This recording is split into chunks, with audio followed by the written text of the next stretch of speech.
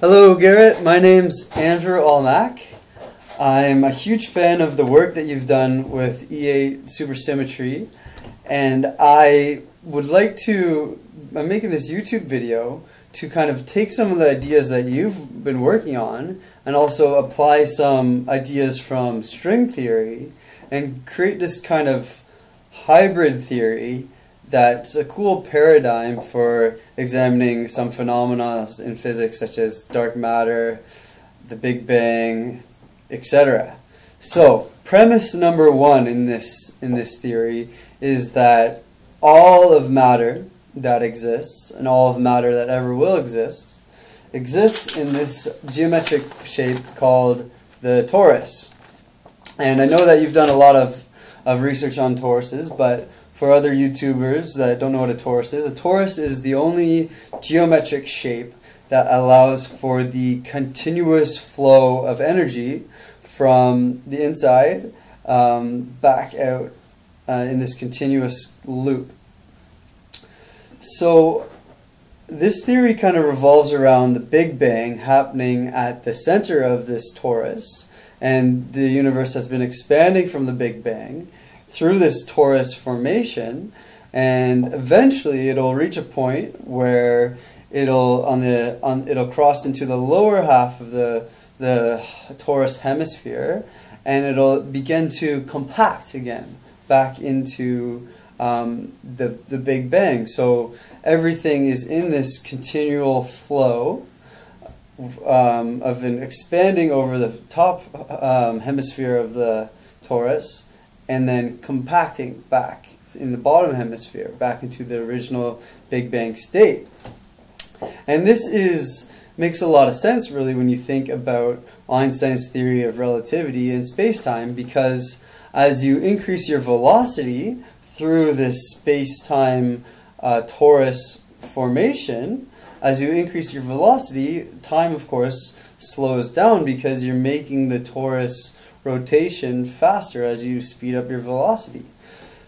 I also think that the mass of the Higgs field has been calculated to be 1.26 GeV, but I think on the outskirts of this torus, that number could be much less, whereas when it's back into the Big Bang conditions at the center, that number could be much greater. The GeV of the Higgs field could be much greater. And I think the Higgs direction could simply be the direction in which energy is flowing through this torus formation. So that's pretty much premise one in a nutshell. Premise number two tries to explain this phenomena of why gravity, the gravitational force, is so weak compared to the electromagnetic force. So traditional string theory relies on this notion of a sparticle, a superparticle that is basically vibrating at a frequency that we cannot detect in our reality. It's referred to as an octave above, and it allows for these other dimensions that are curled up in the fabric of space-time, as illustrated on this diagram. Now, I believe that these extra branes, these extra membranes of these extra dimensions do exist, but I don't believe that they're curled up into the fabric of space-time. I believe that they exist simultaneously in this multi dimensions, but all matter is rotating through these multiple membranes, and it's spending an equal fraction of time in our dimension and an equal fraction in the other, say, the 7 dimensions.